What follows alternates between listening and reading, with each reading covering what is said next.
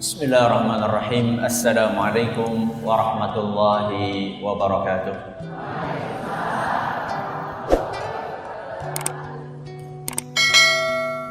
Innal hamdalillah nahmaduhu wa nasta'inuhu wa nastaghfiruh wa na'udzu billahi min shururi anfusina wa min sayyiati a'malina. May yahdihillahu fala mudilla lahu wa may yudlil fala hadiya lahu. وأشهد أن لا إله إلا الله وحده لا شريك له وأشهد أن محمدا عبده ورسوله يا أيها الذين آمنوا اتقوا الله حق تقاته ولا تموتن إلا وأنتم مسلمون يا أيها الناس اتقوا ربكم الذي خلقكم من نفس واحدة وخلق منها زوجها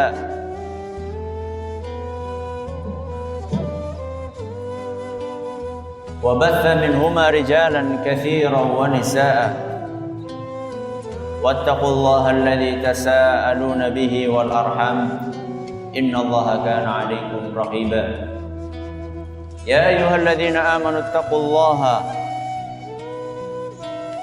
وقولوا قولا سديدا يصلح لكم أعمالكم ويغفر لكم ذنوبكم ومن يطع الله ورسوله فقد فاز فوزا عظيما أما بعد فإن أصدق الحديث كتاب الله وخير الهدي هدي محمد صلى الله عليه وعلى آله وصحبه وسلم وشر الأمور محدثاتها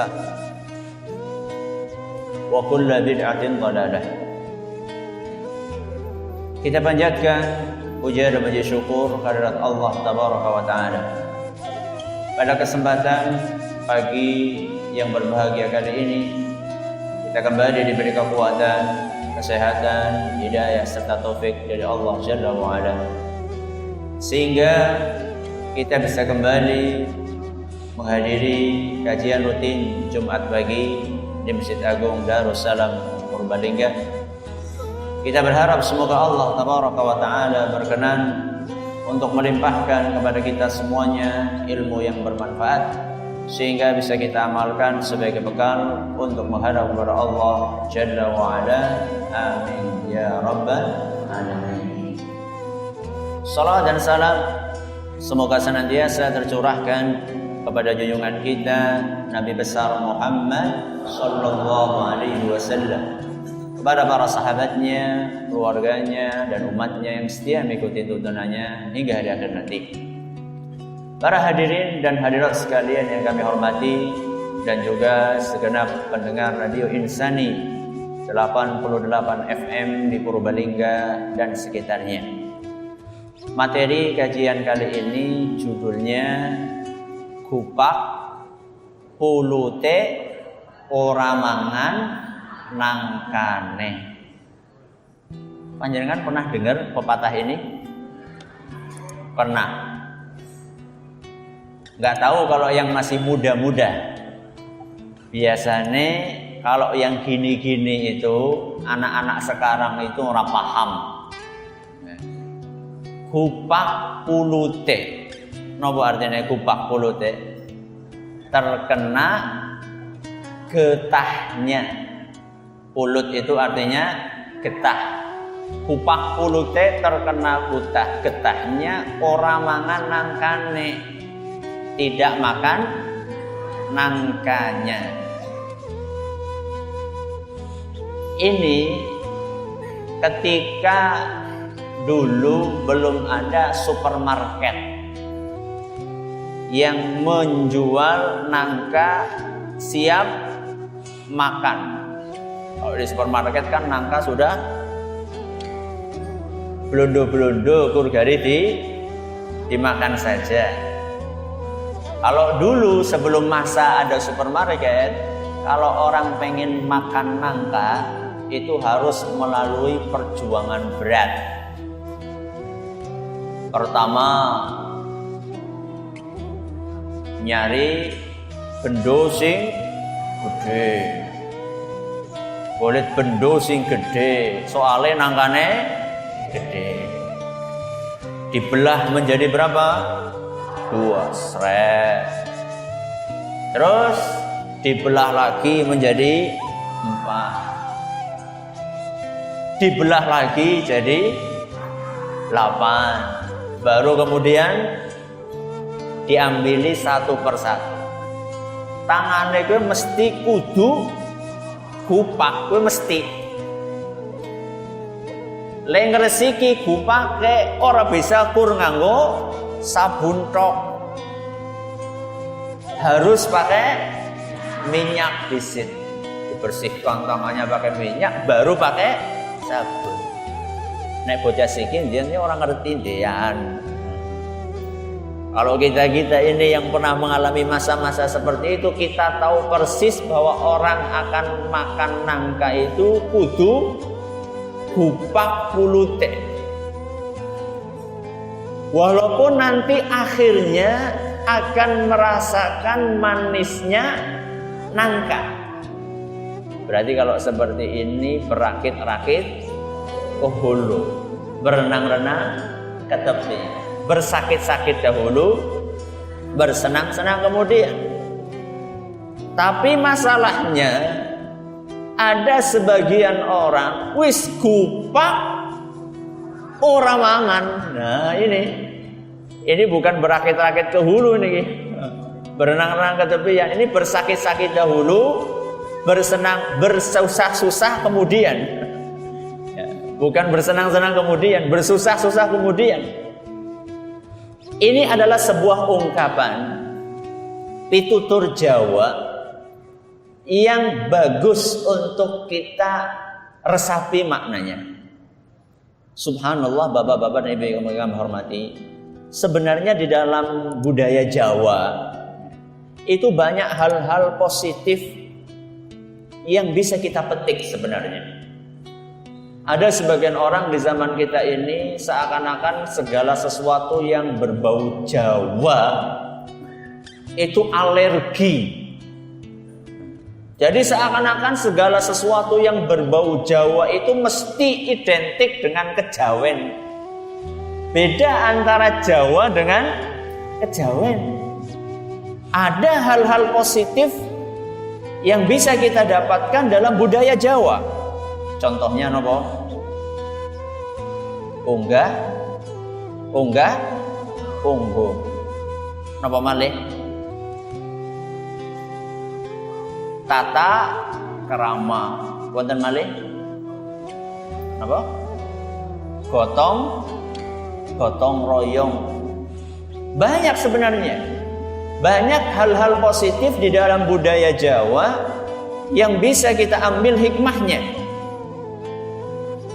Tidak setiap segala sesuatu yang berbau Jawa itu ditolak oleh agama kita. Enggak. Ada hal-hal baik yang bisa kita ambil, yang bisa kita manfaatkan di dalam kehidupan kita sehari-hari. Di antaranya adalah apa yang akan kita pelajari hari ini, sebuah ungkapan yang berjudul nopo? Gupak pulute ora mangan nangkane. Ini adalah sebuah ungkapan yang maknanya bahwa ada sebagian orang bekerja, akan tetapi setelah dia bekerja keras, dia tidak bisa memetik manfaat dari pekerjaannya. Kira-kira seperti itu. Dalam perkara dunia, contohnya anak maling loro. Maling 2 orang, ada pencuri 2 orang saling bekerja sama. Begitu berhasil mencuri, mendapatkan apa yang dia inginkan, kewenangan sama masyarakat. Sing siji ketangkep, sing siji melayu. Sing gupak pulute ora mangan nangkane sing ndi kowe? Sing ketangkep digebuki, barang wis digebuki dilebokaken penjara. Sing mangan nangkane sing ndi? Sing melayu kae, mangan nangkane. Panjenengan milih yang mana? Ya orang milih loro-lorone ya. Wong maling kok. Yang akan kita bahas bukan aplikasi dalam kehidupan duniawi, tapi yang akan kita bahas adalah penerapannya di dalam masalah agama.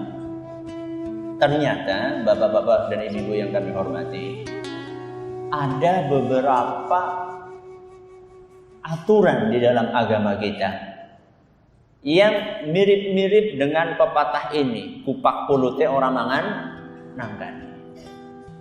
Saya bawakan satu hadis contohnya yang disabdakan oleh Nabi Shallallahu Alaihi Wasallam dalam sebuah hadis yang diriwayatkan oleh Imam Ibnu Majah, dan hadis ini dinyatakan sahih oleh Imam Al-Hakim. Kata Nabi Shallallahu Alaihi Wasallam, rubba sa'imin hadduhu min siyamihil ju'u wal atash. Kata Nabi SAW, betapa banyak orang yang puasa hanya mendapatkan dari puasanya lapar dan dahaga. Oroli apa-apa kuroli kencot karo ngelak. Niku gupak pulute no mboten? Iya. Olieh kur kencot karo ngelak. Apakah dia makan nangkanya? Jawabannya enggak. Nangkane nopo? Pahala. Nangkane adalah pahala. Seharusnya kalau orang berpuasa, dia mendapatkan pahala. Bahkan bisa menggugurkan dosa-dosanya. Nabi SAW mengatakan, man shoma ramadhana imanan wahtisaban ghufira lahu ma taqaddama min dzambih. Barang siapa yang berpuasa Ramadan dengan penuh keimanan dan mengharapkan pahala, maka dosa-dosanya akan diampuni. Niku nangkan apa mboten niku? Nangkan niku. Manis napa mboten? Manis epol. Tapi ternyata ada orang-orang yang puasa wis kesel-kesel gole puasa, sudah dia itu kupak pulute kencot karo ngelak, tapi ternyata orang tersebut tidak mendapatkan pahala. Cocok napa mboten niku? Cocok kali kupak pulute orang mangan nangkan. Panjenengan khawatir napa mboten termasuk golongan itu? Khawatir apa mboten? Nek ora khawatir berarti urung beriman. Karena setiap orang yang beriman pasti dia itu memiliki rasa khawatir di dalam hatinya. Apakah amalan saya ini diterima oleh Allah Subhanahu wa taala atau tidak? Kalau orang-orang yang beriman, dia berusaha untuk mengecek kira-kira apa sih sing salah. Orang yang gupak pulute ini puasa cuma dapat lapar dan haus, ini pasti ada sesuatu yang salah dalam puasanya. Para ulama menjelaskan, orang-orang yang seperti ini antara lain mungkin karena dia tidak ikhlas. Mboten apa? Apa wonten tiyang sing puasa mboten ikhlas? Contone nopo? Contone puasa anu kur melu-melu tanggane. Wonten apa mboten? Wonten. Jadi puasa, lah mun kancane pada puasa mas ora puasa dhewek ya izin. Loh. Izin niku ikhlas napa mboten? Mboten. Kebalikannya, kalau misalnya teman-temannya pada ora puasa ora kira-kira? Kalau alasannya izin, kancane pada puasa, enggane kancane pada ora puasa ora? Ya ora. Sehingga dia itu puasa, motivasinya di dalam hati itu bukan karena lillahi ta'ala. Orang-orang yang seperti ini kupak pulute, orang mangan nangkane. Dan ini bukan hanya dalam masalah puasa saja. termasuk dalam masalah seluruh ibadah apapun juga. Kalau misalnya seorang hamba tidak ikhlas, maka dia tidak akan mendapatkan pahala. Mbok arep infak saakeh-akeh, mbok arep bangun masjid segedene apapun besarnya, tidak akan diterima oleh Allah kalau tidak ikhlas. Maka kalau kita pengen amalan kita diterima, harus berusaha menjaga keikhlasan. Ora apa-apa setitik, asal ikhlas. Syukur-syukur akeh ikhlas.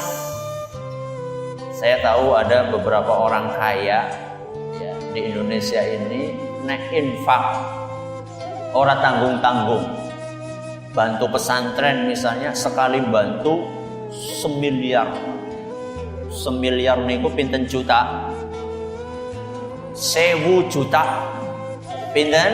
1000 juta. Sejutane anak 1000. Dan itu bukan satu pesantren, ada sekian pesantren dia sumbangi semiliar.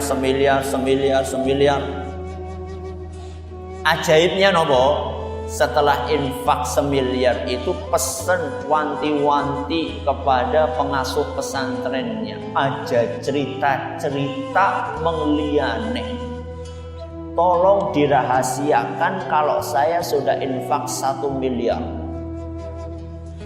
Nek ana sing takon sekang sapa, katakan dari hamba Allah. Di zaman kita ini ada wong tarikan sekang masjid, gondandani rehab apa iku nang masjid. Kuwi ditulis ya sing gede, pinten Pak? 10.000. Nomor 1 ya aja kelalen kajine kuwi sing gede, kaji sapa 10.000. Masya Allah. Arep kurban kudu disoting, nek ora disoting ora marang. Ngundang sekang koran ngendi-ngendi. Loh Ustaz, apa nggak boleh Ustaz kalau misalnya kita menampakkan amalan kita untuk memotivasi orang lain? Ya boleh, nek niate ikhlas. Tapi ketone ya mandan angel lah. Mandan angel untuk mengikhlaskan niat kalau sudah diliput oleh media massa seperti itu. Makanya daripada kita itu capek-capek beramal tapi kita tidak mendapatkan buah manisnya, maka berusahalah untuk menjaga keikhlasan. Jadi contohnya orang-orang yang kupak kulute orang mangan nangkane itu contohnya orang yang beramal tapi mboten ikhlas. Contoh yang lain. Dan contoh yang kedua ini tidak kalah banyaknya di masyarakat, yaitu orang-orang yang beramal tapi boten wonten tuntunane. Apa Bu? Amal tapi boten wonten tuntunane.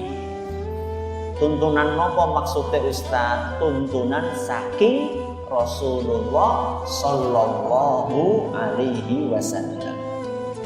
Alias ngamal sekarepe dhewek, zikir sekarepe dhewek, salat sekarepe dhewek, puasa sekarepe dhewek, tidak sesuai dengan aturan yang diajarkan oleh Nabi kita Muhammad sallallahu alaihi wasallam. Orang-orang yang seperti ini boro-boro li pahala, boro-boro li pahala, boro-boro mangan nangka, sing genah wis mesti kupak ulute. Kenapa Ustaz? Karena Allah Subhanahu wa taala menjelaskan hal tersebut.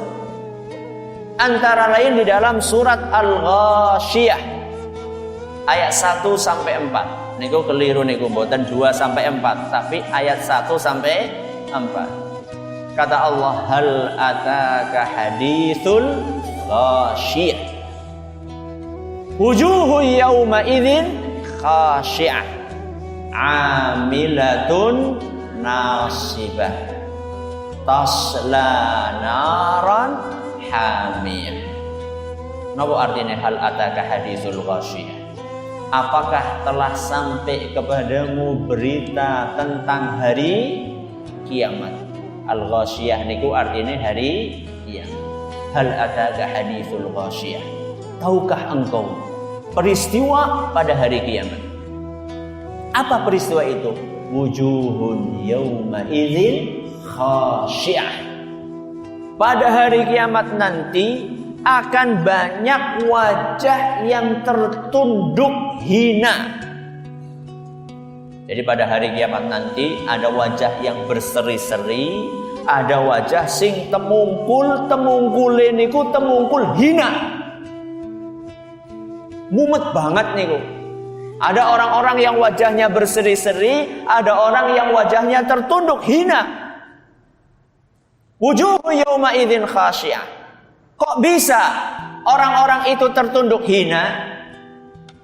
Kata Allah Subhanahu wa taala di ayat yang ketiga, amilatun nasibah. Kenapa kok dia tertunduk hina? Ketika di dunianya dia itu banyak beramal, amale akeh nganti kesel. Saking akeh nganti nopo? Kesel. Kudune mbok nek amale akeh nganti kesel ganjarane nopo? Akeh. Ganjarane surga. Ternyata baca ayat selanjutnya. Tasla naron hamiyah. Ganjarane malah dilebokaken teng pundi? Teng neraka sing gendine panas banget. Niku marasi napa mboten niku? Marasi. Wana wong amalane akeh malah ganjarane udu surga, mlebu neraka. Nauzubillahi min dzalik. Kita perlu tahu enggak siapa orang-orang itu? Perlu tahu atau enggak? Supaya apa? Ben ora kebanjur kayak kue. Supaya kita tidak masuk golongan tersebut. Siapakah mereka? Di antara yang disebutkan oleh para ulama, termasuk ke dalam golongan orang-orang yang amalannya banyak sampai capek malah ganjarannya masuk neraka. Di antara mereka adalah orang-orang sing amalane orang nganggo tuntunan. Makanya pengajian yang lalu judulnya Sapa Tekun Golet Teken Bakalan Tekan. Gak tahu nih anak-anak muda ini paham apa ora gue? Sapa tekun golet teken bakalan tekan. Apa jajar gue artinya? Siapapun yang tekun di dalam beramal, kemudian amalannya niku nganggo teken gue artinya nopo? Tuntunan, ana landasane bakalan tekan itu sampai kemana? Surga insya Allah. Adapun orang-orang sing ngamal orang nganggo teken, orang nganggo tuntunan, maka orang-orang yang seperti ini disebutkan oleh Allah tasla naran hamiyah. Maka kita harus hati-hati. Setiap beramal, sekecil apapun amalan kita, harus kita cek apakah amalan itu ada tuntunannya dari Rasul atau tidak. Kalau misalnya tidak ada tuntunannya, katakan nuwun sewu. Tapi kalau misalnya ada tuntunannya, katakan sami'na wa ata'na. Amalan apapun dinilai bukan dari besarnya amalan, bukan dinilai dari banyaknya amalan, tapi dinilai dari benere amalan tersebut. Makanya dalam sebuah ayat di Al-Quran Allah Subhanahu wa taala berfirman dalam surat Al-Mulk ayat 2. Alladzi khalaqal mauta wal hayata liyabluwakum ayyukum ahsanu amala. Allah Subhanahu wa taala menciptakan hidup dan mati untuk apa? Untuk menguji siapa di antara kalian wahai para manusia sing amalane paling akeh apa paling apik? Paling apik. Ahsanu niku artinya paling apik. Jadi sing jeneng ngamal gue, sing paling penting niku senes akeh. Sing paling penting niku apike. Benere. Sing bener sing apik niku kepripun? Sing bener sing apik niku setunggal sing ikhlas. Ikhlas berarti mengharapkan ridhonya siapa? Allah. Nomor kali sing sesuai kali tuntunanipun Rasulullah sallallahu alaihi wasallam. Saya pun di tiang orang habis sholat zikir mau subhanallah ping 33, alhamdulillah ping 33, Allahu akbar ping 33. Ini si A. Si B boten bar salat macane subhanallah ping 3333. Alhamdulillah ping 3333. Allahu akbar ping 3333. Niki si B. Si A kur macane 33. Si B macane 3333. Ping 3 pira? 9.999. Saya pundi niku? Si A napa si B? Yakin? Kok lebih akeh sing B?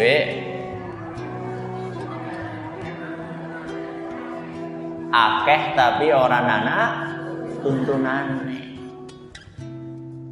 Gampang. Sekarang contoh yang lebih gampang. Si A sholat subuh kur 2 rakaat. Si A sholat subuh kur 2 rakaat. Si B sholat subuh 20 rakaat. Saya pun niku. Si A napa si B? Bok lebih akeh sing B. Akeh tapi orang anak tuntunane. Silahkan panjenengan kiaskan, panjenengan analogikan dengan seluruh amalan yang jenengan lakukan. Amalan kuwi sing penting kudu akeh. Amalan niku sing penting ana tuntunane. Syukur-syukur nek akeh. Akeh tapi ana tuntunane. Akeh orang tuntunane niku mubah. Mubah niku muspro niku sia-sia. Rasulullah sallallahu alaihi wasallam ngendika, "Man 'amila 'amalan laisa 'alaihi amruna fahuwa raddun." Barang siapa yang melakukan amalan tidak ada tuntunannya dariku, dari sinten niku? Rasulullah sallallahu alaihi wasallam, maka amalan tersebut raddun. Raddun niku artinya ditolak. Ditolak berarti tidak diterima. Dan niku contone kupak pulute ora manganangkane. Wis kesel-kesel ngamal kupak pulute ora manganangkane. Sinten sing purun kados niku? Sinten? Wonten mboten? Mboten purun, enggak ada yang mau. Makanya Bapak Ibu kami hormati, mulai detik ini dicek seluruh amalan yang kita lakukan. salate nyongsi salate wis kayak salate Rasulullah SAW atau belum? Coba siapa di sini yang merasa mulai dari takbiratul ihram nganti salam salate wis kaya salate Kanjeng Nabi Muhammad sallallahu alaihi wasallam? Ngacung. Sing ngarep ya orang ngacung teneng. Panjenengan sampun salat pinten taun? Pinten taun le salat? Mawi-mawi Ustaz, wonten sing 20 taun, wonten sing 60 taun. Apakah selama 60 tahun kita sholat tidak kebayang, tidak kepikiran di dalam benak kita, jadi sholatku sih wis bener apa urung ya? Loh Ustaz, saya kan sudah tua Ustaz. Justru karena sudah tua itu berusaha untuk memperbaiki ibadah kita. Jangan sampai kita menghadap kepada Allah Subhanahu wa taala dalam keadaan masih banyak amalan-amalan yang kita lakukan tidak ada contohnya dari siapa? Rasulullah sallallahu alaihi wasallam. Dan niku teng pundi Ustaz? Kata alhamdulillah buku-buku kata, pengawasan kata. Sama niku saben Jumat pagi. Saben Jumat napa? Pagi bibar subuh dugi jam 6:15 niku wonten pengajian judulnya belajar sholat. Belajar napa? Sholat. Mulai ibadah subuh jam 5:15 lah kira-kira nggih. Dugi jam 6:15. Teng pundi niku? Teng Insan TV sing duwe TV. Sing boten kagungan TV panjenengan saged nyetel radio napa Insani gelombangnya pinten 88 FM. Kowe gampang kowe golek ngomong 88 niku gelombang sing pertama kali teng radio metu niku 88. Nah, gelombang pertama nyaut teng radio niku nomere pinten 88. Saben dinten napa? Jumat bar subuh dugi jam 6:15. Kalau panjenengan mendengarkan sampai jam 6:15, kira-kira telat napa mboten? Kalau ke kantornya kira-kira telat napa mboten? Mboten. Sampai jam 6:15, setelah itu panjenengan bisa berangkat bekerja insyaallah. Itu adalah salah satu upaya supaya amalan kita itu sesuai dengan apa yang diajarkan oleh Rasulullah Sallallahu Alaihi Wasallam. Bukan cuma masalah sholat, termasuk puasa. Puasa niku ampun sembarangan. Kan ada sebagian orang puasa apa gue? Udah Ramadan, udah Senin Kemis, udah Dawud. Puasa apa sih? Lalu jadi ini baik kan puasa pati geni. Puasa nopo pati geni. Kuwi puasa pati geni apa ana nang Quran? Napa wonten puasa pati geni teng Quran? 100% dijamin boten wonten. Apa dia nang hadisnya apa ana 100% dijamin hadis yang palsu saja enggak ada. Apa maning sing sahih? Masih ada enggak orang yang praktek seperti itu? Masih pati geni. Apa malih? Apa? Puasa muti. Apa malih? Puasa ngebleng. Puasa napa? Ngebleng. Wonten malih puasa weton. Napa malih puasa nglowong. Wonten puasa lah sakit banget gue. Maka kalau beramal itu harus betul-betul ada tuntunannya dari Nabi kita Muhammad Sallallahu Alaihi Wasallam.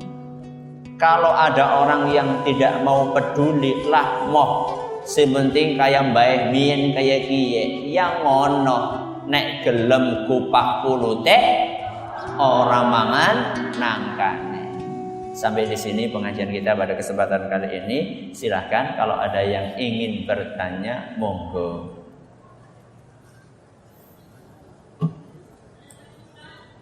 Nggih. Sekedap niki mike dereng dugi.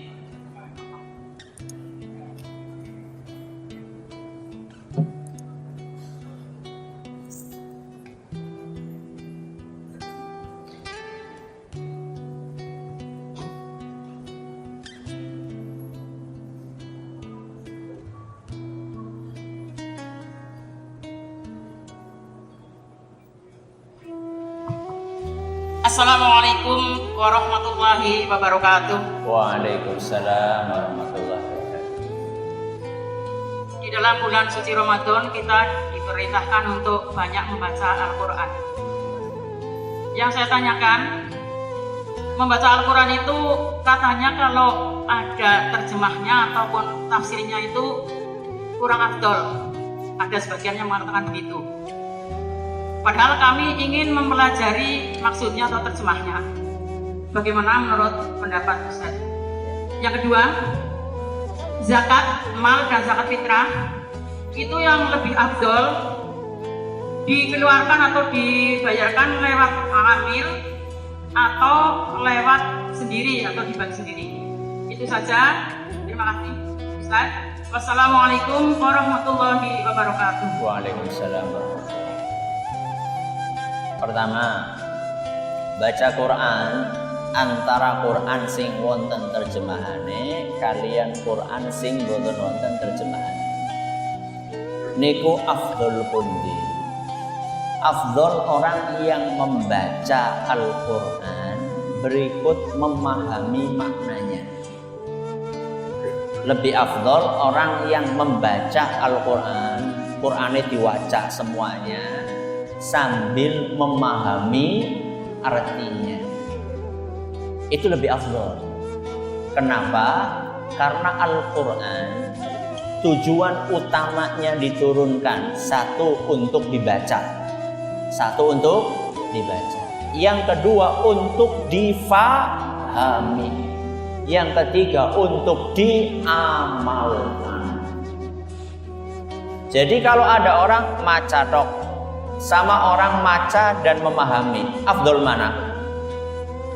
Maca dan memahami. Ada orang yang ketiga, membaca, memahami, mengamalkan. Afdol pundi? Yang ketiga, membaca, memahami dan mengamalkan. Jadi intinya lebih afdol mereka yang membaca dan memahami, syukur-syukur nopo mengamalkan. Yang kedua, zakat fitrah atau zakat mal lebih afdol lewat amil atau diserahkan sendiri. Jawabannya, kalau amilnya resmi dari pemerintah, pemerintah yang menunjuk secara resmi, pemerintah kaum muslimin menunjuk amil zakat si A pakai SK misalnya, kemudian pemerintah mengharuskan, pemerintah resmi membuat aturan harus lewat amil, maka saat itu harus lewat amil. Kalau pemerintah mengharuskan. Nah, kalau kondisinya berbeda, amilnya tidak ditunjuk resmi oleh pemerintah, alias ngamil ngangkat awake dewek. Ngamil ngangkat awake dewek. SK-ne sekang SK-ne dewek, bukan resmi dari pemerintah. Dan pemerintah juga tidak mengharuskan untuk lewat amil, memberikan keluangan kepada masyarakat, silahkan mau lewat amil boleh, mau langsung boleh. Maka dalam kondisi seperti itu kita lihat yang lebih afdol adalah yang lebih mendatangkan manfaat untuk fakir miskin. Kalau misalnya kita lewat ngamil ragu-ragu, lewat ngamil ragu-ragu. Mbok dipangan dewek. Wonten apa mboten? Wonten apa mboten? Kathah. Zakat fitrah dikumpulaken nang omahe ngamile nganti pirang ton. Ngesuke berbeda didol meng pasar. Ora dibagikaken kepada fakir miskin. Kalau kondisinya seperti ini, kira-kira dikasihkan ke amil apa langsung sama fakir miskinnya? Langsung ya, mendingan penak temen dipangan dewek ya. Ini kalau kondisinya seperti itu. Tapi kalau misalnya kondisinya kita melihat ngamilnya ini amanah, amilnya amanah, kemudian dia lebih tahu siapa orang-orang yang membutuhkan. Sedangkan kita kebingungan, jadi sing butuh sing endi, ujarku nang perumahanku wong-wong pada sugi-sugi kabeh. Masa pejabat diwehi zakat fitrah ya orang memper temen. Kalau kita bingung di sekeliling kita ini siapa yang berhak, kemudian kita tahu amilnya ini orang yang amanah, ya afdolnya lewat amil. Ini jawabannya. Jadi jawaban saya itu tidak satu jawaban, tapi ada nopo nih? Ada perinciannya, dan perinciannya sudah saya bawakan tadi. Ada yang lain monggo?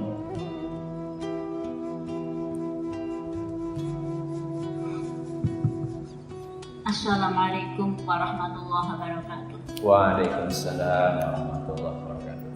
Terima kasih atas waktu yang diberikan kepada kami. Kami akan mengajak kepada ibu-ibu sekalian, juga bapak-bapak, dan juga akan melaporkan pada Bapak Ustaz untuk mencari jalan keluarnya. Di tempat kami ada jamaah tarawih yang banyak, namun imamnya itu tidak fasih dan malah banyak yang salah dan malah dindong itu kalau pas misi kultum. Sebetulnya hukumnya bagaimana itu? Kalau selawat wajar di lagu, tapi kalau dindong itu nyanyi-nyanyi itu di lain dari agama itu, saya kira ya mohon penjelasan lah bagaimana supaya kita dalam beribadah itu ikhlas dan tidak gerundel, karena mesti gerundel salah terus pakai kultumnya seperti itu. Mohon penjelasan. Terima kasih. Assalamualaikum warahmatullahi wabarakatuh. Waalaikumsalam warahmatullahi wabarakatuh. Imam seharusnya idealnya itu dipilih sing paling alim, sing paling bagus bacaannya.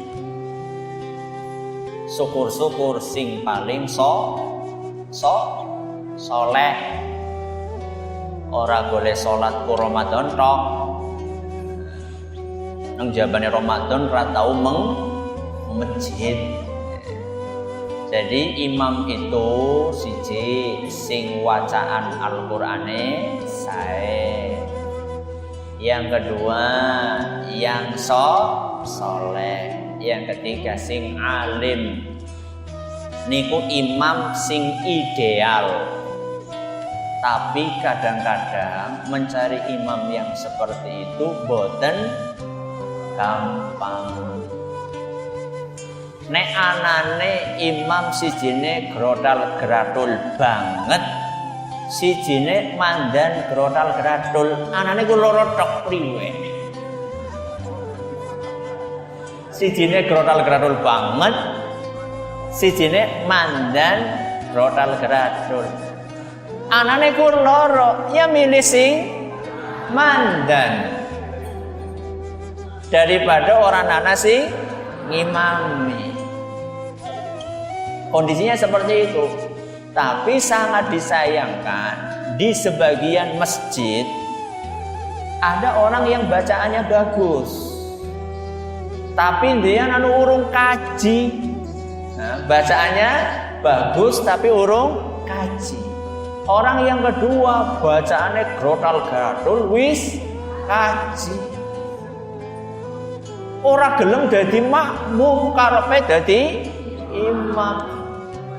Kayak gini salah.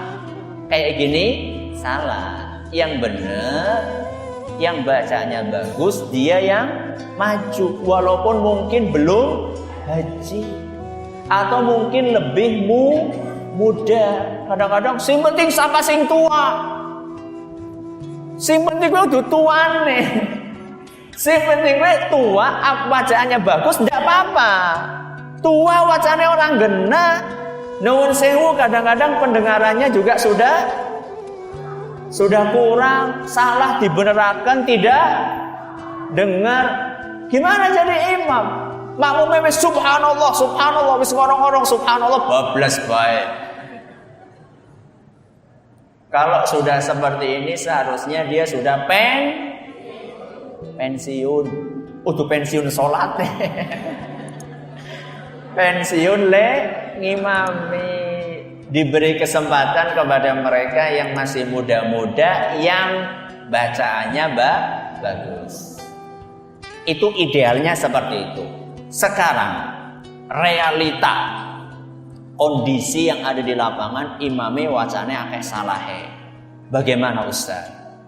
Tergantung apakah kesalahannya itu fatal atau tidak. Kesalahannya fatal atau tidak. Dalam ilmu tajwid diistilahkan kesalahan fatal itu dengan lahnun jaliyun.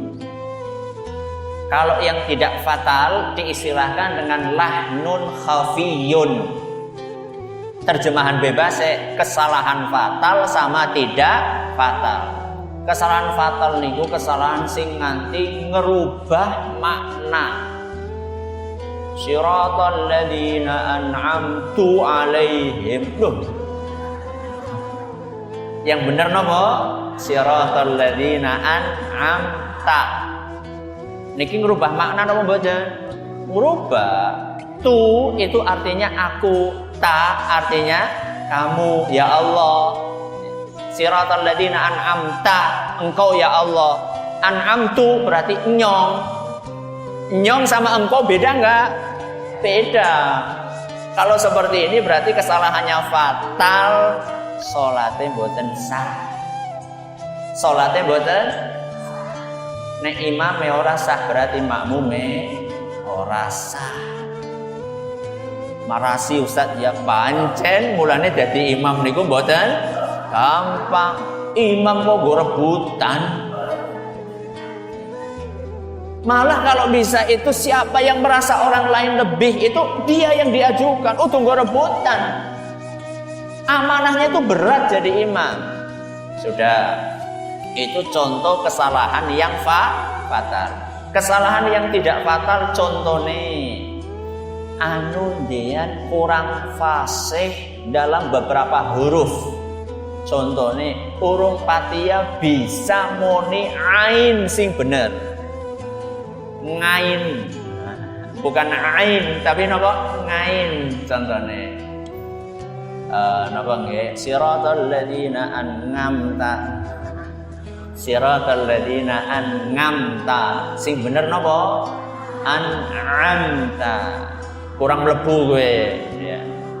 Atau misalnya harokat dua harokat dibaca misalnya 3 harokat, 4 harokat.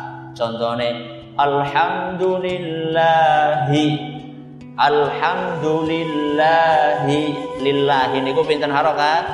2. Diwacane 3, 4. Alhamdulillahi. Carane ben apik dian.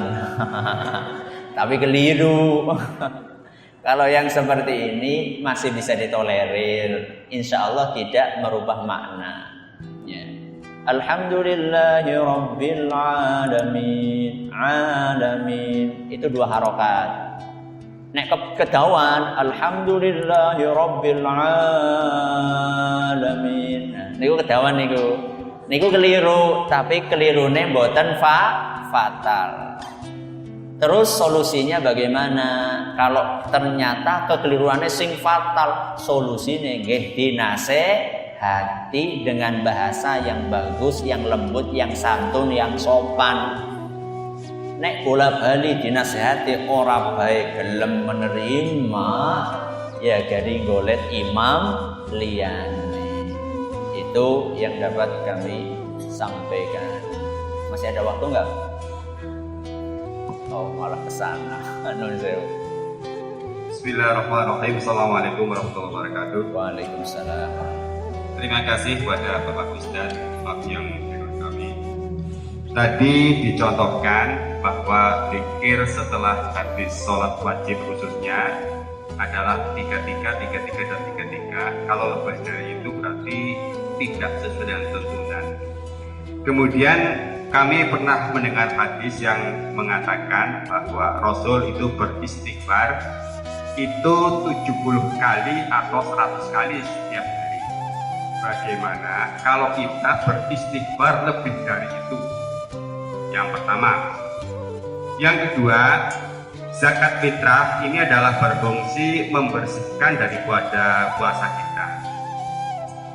Kemudian yang kami minta dasar hukumnya adalah bagi mereka yang tidak berpuasa seperti anak yang baru lahir atau anak yang belum balik termasuk ditanggung zakat fitrahnya oleh orang tua. Terima kasih. Wassalamualaikum warahmatullahi wabarakatuh. Waalaikumsalam. Rasul SAW itu beristighfar 70 kali atau 100 kali dalam satu majelis. Sekali duduk 70 kali sampai 100 kali. Sehingga ketika seorang dalam sehari dia lebih dari itu tidak mengapa. Karena ada beberapa ayat-ayat atau hadis-hadis yang jelas-jelas mengatakan memotivasi kita untuk memperbanyak istighfar tanpa jumlah dibatasi. Tanpa pembatasan jumlah. Jadi Nabi ketika mengatakan bahwa inilah astaghfiru fil yaumi mi'ata marrah, saya dalam sehari bisa sampai beristighfar bisa sampai 100 kali. Itu bukan pembatasan dari Nabi, tidak boleh lebih dari 100 kali. Itu sekedar kabar dari Nabi kalau saya itu bisa beristighfar sampai 100 kali sekali duduk gitu loh. Berarti kalau misalnya kadang-kadang Nabi bisa lebih dari itu. Bisa lebih dari itu. Sekarang kalau misalnya Nabi infak dalam satu hari misalnya infak 100 dinar misalnya. Apakah artinya tidak boleh infak lebih dari 100 dinar? Tidak. Jadi Nabi hanya sekedar mengkhabarkan apa yang beliau lakukan. Bukan membatasi, hanya boleh sampai di situ saja. Kemudian yang kedua, hikmah dari zakat fitrah katanya untuk membersihkan orang puasa. Bagaimana dengan anak-anak kecil yang tidak puasa? Itu kan cuma salah satu hikmahnya, bukan hikmah satu-satunya. Beda enggak? Antara ini salah satu hikmah atau ini satu-satunya hikmah. Beda nomor kan? Beda. Itu cuma salah satu hikmahnya. Tuhratan lis-shaimi wa tu'matan lil masakin. Dalam hadisnya hikmah zakat fitrah antara lain satu untuk membersihkan orang yang puasa, yang kedua untuk mengasih makan orang yang miskin.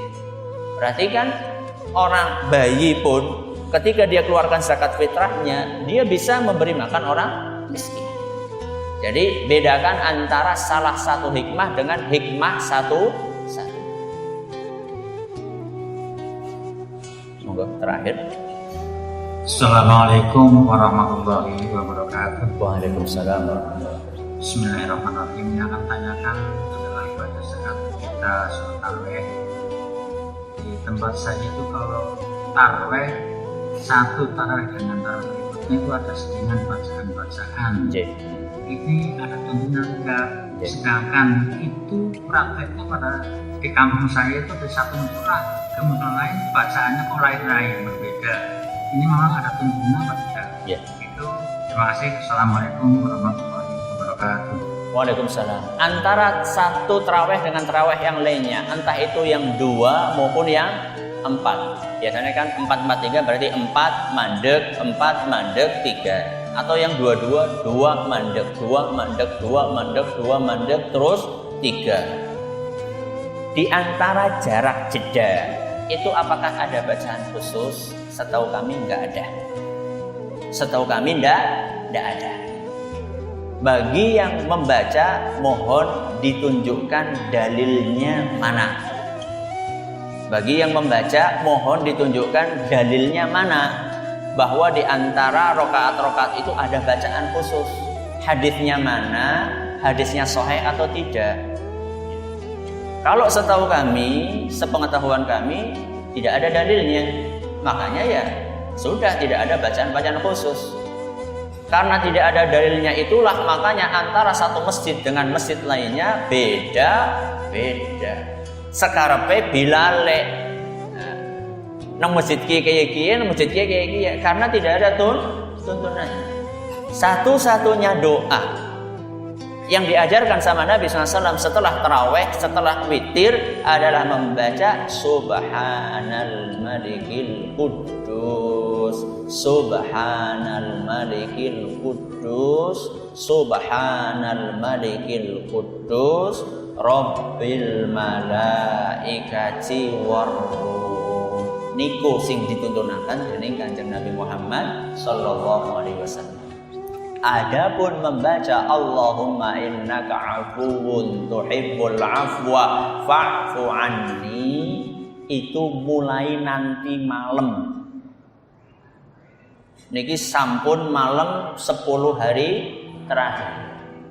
Mulai nanti malam sampai akhir Ramadan diperbanyak. Sebagaimana dalam hadis Aisyah radhiyallahu anha ketika beliau bertanya kepada Nabi sallallahu alaihi wasallam, "Ya Rasulullah, seandainya aku," kata Aisyah, "ketemu sama 10 hari malam terakhir di bulan Ramadan, kira-kira bacaan yang paling bagus yang perlu saya baca apa wahai Rasul?" Apa kata Nabi? "Quli, ucapkanlah Allahumma innaka afuwun tuhibbul afwa fa'fu anni." Sing akeh mulai nanti malam. Ora kudu antara satu tarawih dengan tarawih yang lainnya. Pokoknya begitu sudah masuk malam perbanyak membaca Allahumma innaka afuwun tuhibbul afwa fa'fu anni. Napa artinya? Ya Allah, sesungguhnya Engkau Maha Pemaaf. Fa'fu anni, maka maafkanlah aku. Wallahu taala a'la wa alam. Sebelum saya tutup, saya memotivasi diri saya pribadi dan jamaah sekalian untuk peduli dengan saudara-saudara kita yang ada di Palestina dan saudara-saudara kita yang ada di Suriah yang mereka sedang ditindas oleh musuh-musuh Allah, minimal dengan doa. Syukur-syukur bisa menyalurkan sebagian rezekinya untuk membantu saudara-saudara kita yang ada di sana sebagai bentuk kepedulian kita sesama muslim. Terima kasih atas perhatiannya. Mohon maaf segala kurangnya. Kita tutup dengan membaca Subhanakallahumma wa bihamdika asyhadu an la ilaha illa anta astaghfiruka wa atubu ilaik. Wassalamualaikum warahmatullahi wabarakatuh.